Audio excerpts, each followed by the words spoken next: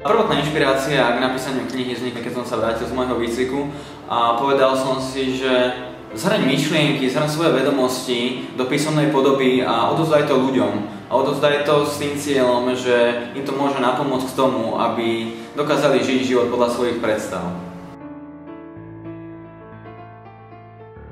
Tak táto kniha patrí medzi knihy, s ktorými treba pracovať. Ja som zástancom toho, že netreba komunikovať len slovom, ale treba komunikovať aj činom.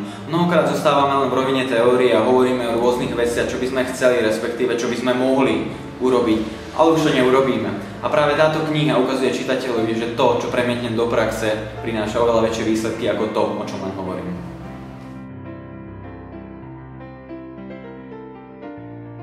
Už aj keď si ľudia kúpia túto knihu, je len na nich, či zostanú len v rovine, že si ju prečítajú, alebo to, čo sa z nej dozvedia, prenesú aj do praxe. Lebo ja si myslím, že to, čo prenesieme do praxe, má pre nás zmysel. Kapitola 1 začína práve tým, že to, aký vzťah máme s druhými ľuďmi, je len odraz toho, aký vzťah máme sami so sebou. Myslím si, že mať rád sám seba, vážiť si to, aký som, byť vďačný za to, aký som, je to, čo by sme sa mohli v živote držať. Ja by som vám chcel povedať takú maličkú vec, konkrétne vám. Viete, ako sa ja ľubujem? Doslova, ja sa zhodňujem, ja som si najlepšie vypostrával teraz.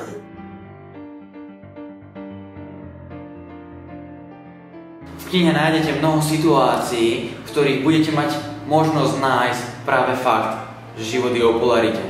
Neby toho zlého, neuvedomovali by sme si to dobré. Neby tých nepríjemných vecí, neuvedomovali by sme si tie veci príjemné.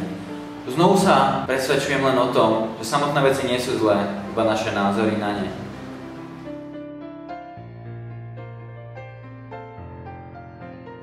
Nové zážitky, nové skúsenosti a nové pohľady na vec človek získa práve vtedy, keď bude robiť veci spôsobom, ako ich doteraz nerobil.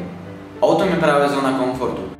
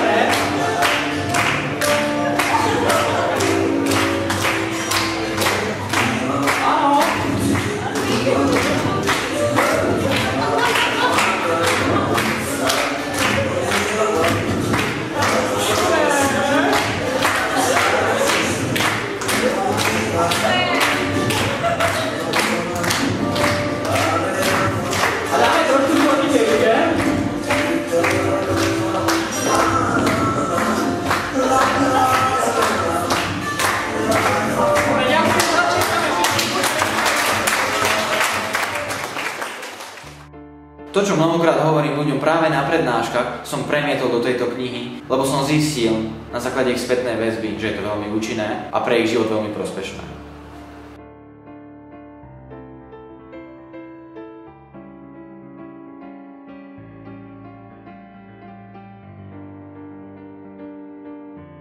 Som veľmi vďačný za to, čím som si v živote prešiel, lebo aj vďaka tomu som mal možnosť napísať tú knihu a vďaka tomu možno zmeniť životy práve aj vám.